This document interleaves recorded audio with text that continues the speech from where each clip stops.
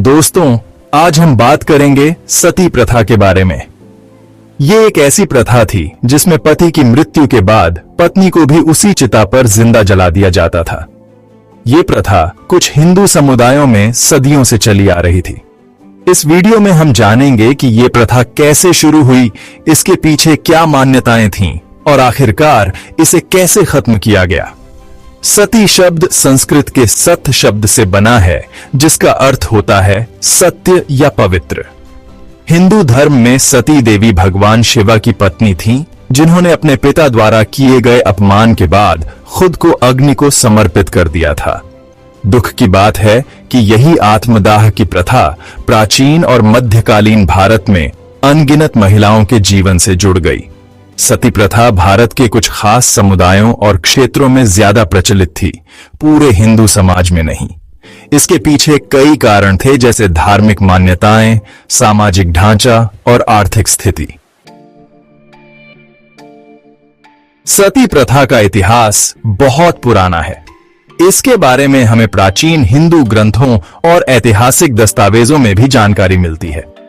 लेकिन ध्यान देने वाली बात यह है कि इन ग्रंथों में इस प्रथा के बारे में अलग अलग मत मिलते हैं।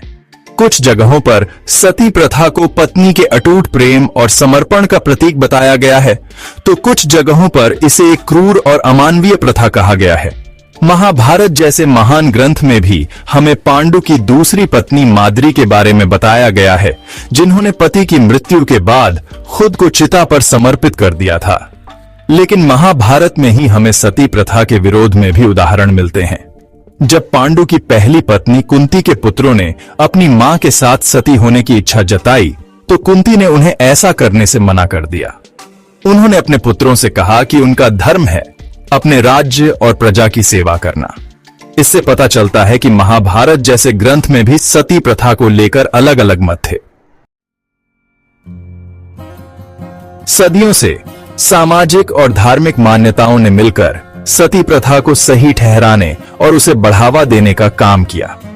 विधवाओं को अक्सर परिवार और समाज पर बोझ माना जाता था। ऐसा माना जाता था कि पति के बिना उनका जीवन व्यर्थ है। धार्मिक ग्रंथों की गलत व्याख्या करके ये बताया जाता था कि सती होने से न सिर्फ विधवा को, बल्कि उनके मृत पति और आने वाली पीढ़ियों को भी मोक्ष की प्राप्ति होती है। सती प्रथा को पत्नी के प्रेम, पतिव्रता धर्म और पवित्रता का प्रतीक बताया जाता था। समाज का दबाव और डर भी इस प्रथा को बढ़ावा देता था। जो विधवाएं सती नहीं होती थीं, उन्हें अक्सर अपमानित किया जाता था और उन्हें समाज से अलग थलग कर दिया जाता था। उन्हें अपनी विरासत से भी वंचित रखा जाता था। इससे पता चलता है कि उस समय महिलाओं की स्थिति कितनी दयनीय थी। हालांकि सती प्रथा समाज में गहराई तक जड़ें जमाए हुए थीं, फिर भी इतिहास ऐसे वीर पुरुषों और आंदोलनों से भरा पड़ा है जिन्होंने इस अमानवीय प्रथा का डटकर विरोध किया। राजा राम मोहन राय ने सती प्रथा के खिलाफ आंदोलन में महत्वपूर्ण भूमिका निभाई और विधवाओं के अधिकारों और सम्मान की वकालत की। उनके प्रयासों ने ब्रिटिश सरकार पर इस प्रथा को रोकने के लिए दबाव बनाया।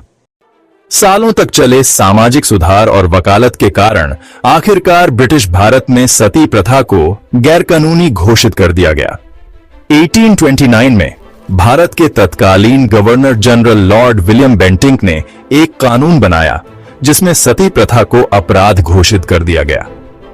इस ऐतिहासिक कानून का समाज के कुछ वर्गों ने विरोध किया, जो अब भी पुरानी रूढ़िवादी मान्यताओं से चिपके हुए थे। हालांकि सुधारकों के अटूट समर्थन और सती प्रथा की क्रूरता के प्रति बढ़ती जागरूकता के कारण औपनिवेशिक सरकार इस प्रथा को खत्म करने के अपने फैसले पर अडिग रही। सती प्रथा पर कानूनी प्रतिबंध ने भारत में महिलाओं के अधिकारों की लड़ाई में एक महत्वपूर्ण मोड़ दिया। इसने एक सशक्त संदेश दिया कि महिलाओं का जीवन मायने रखता है और परंपरा के नाम पर उनके बलिदान को बर्दाश्त नहीं किया जाएगा। सती प्रथा का कानूनी उन्मूलन एक बहुत बड़ी उपलब्धि थी, लेकिन विधवाओं पर अत्याचार और संबंधित प्रथाओं का सिलसिला जारी रहा। समाज सुधारकों और कार्यकर्ताओं ने माना कि सिर्फ कानून बना देने से लैंगिक असमानता को जन्म देने वाली पुरानी मान्यताओं और रीति रिवाजों को मिटाना संभव नहीं है। विधवा विवाह को बढ़ावा देने, भेदभावपूर्ण विरासत कानूनों को चुनौती देने और शिक्षा और आर्थिक अवसरों के माध्यम से महिलाओं को सशक्त बनाने के प्रयास किए गए। लैंगिक न्याय के लिए संघर्ष सती प्रथा के उन्मूलन से कहीं आगे बढ़कर सामाजिक सुधार और महिलाओं की मुक्ति के लिए एक व्यापक आंदोलन बन गया। आज भी भारत के कुछ हिस्सों में उन क्रूर रीति रिवाजों और मानसिकता के अवशेष देखे जा सकते हैं जिन्होंने सती प्रथा को जन्म दिया था। विधवाओं के खिलाफ हिंसा, संपत्ति विवाद और सामाजिक बहिष्कार जैसी घटनाएं इस बात की याद दिलाती हैं कि हमें सतर्क रहने और सभी महिलाओं की सुरक्षा, सम्मान और समान अधिकारों को सुनिश्चित करने के लिए निरंतर प्रयास करने की आवश्यकता है। सती प्रथा का इतिहास हमें इंसानों की क्रूरता और हानिकारक परंपराओं और सामाजिक मानदंडों को चुनौती देने की तत्काल आवश्यकता की याद दिलाता है। उन अनगिनत महिलाओं की पीड़ा को याद करके जिन्हें उनके पतियों की चिताओं पर जबरन चढ़ा दिया गया था, हम लैंगिक असमानता और इसके विभिन्न रूपों का सामना करने के लिए मजबूर होते हैं।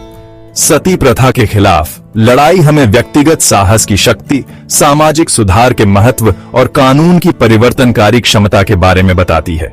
ये दमनकारी व्यवस्थाओं को ध्वस्त करने और सभी के लिए अधिक न्यायपूर्ण और न्याय संगत समाज बनाने में शिक्षा, जागरूकता और समानुभूति की महत्वपूर्ण भूमिका को रेखांकित करता है। जैसे जैसे हम आगे बढ़ाते हैं, आइए हम लैंगिक हिंसा, भेदभाव और हानिकारक प्रथाओं को चुनौती देकर सती प्रथा के पीड़ितों की स्मृति का सम्मान करें। आइए हम एक ऐसी दुनिया बनाने का प्रयास करें जहां हर महिला को महत्व दिया जाए, सम्मानित किया जाए और उसे भय, उत्पीड़न और हिंसा से मुक्त जीवन जीने का अधिकार हो।